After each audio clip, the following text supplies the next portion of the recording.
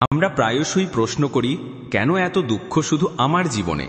আমি কেন ধ্বংস হয়ে যাচ্ছি? এমন কি করেছি যে সবকিছু কেড়ে নেওয়া হলো?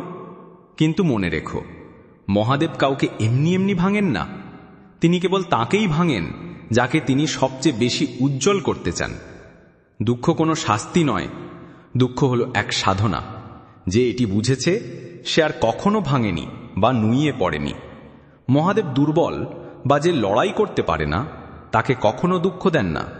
দুঃখ কেবল তাকেই দেন যার ভেতরে বড় কিছু করার ক্ষমতা লুকিয়ে আছে, যাকে শিব নিজের মতো তপস্বী, যোদ্ধা এবং শান্ত বানাতে পারেন।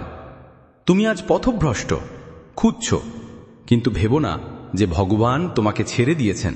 আসলে তিনি তোমাকে নির্বাচন করছেন।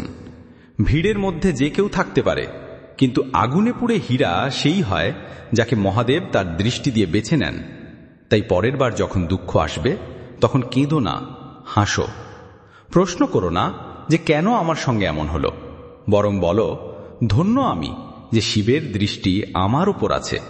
কারণ দুঃখ সেই বস্ত্র যেখানে শিব তার ভক্তকে যোদ্ধা বানান। যে ভেঙেছে সে শিবের দিকে যাচ্ছে, আর যে নুইয়ে পড়েছে সে আবার এমনভাবে উঠে দাঁড়াবে যে ইতিহাস বদলে দেবে।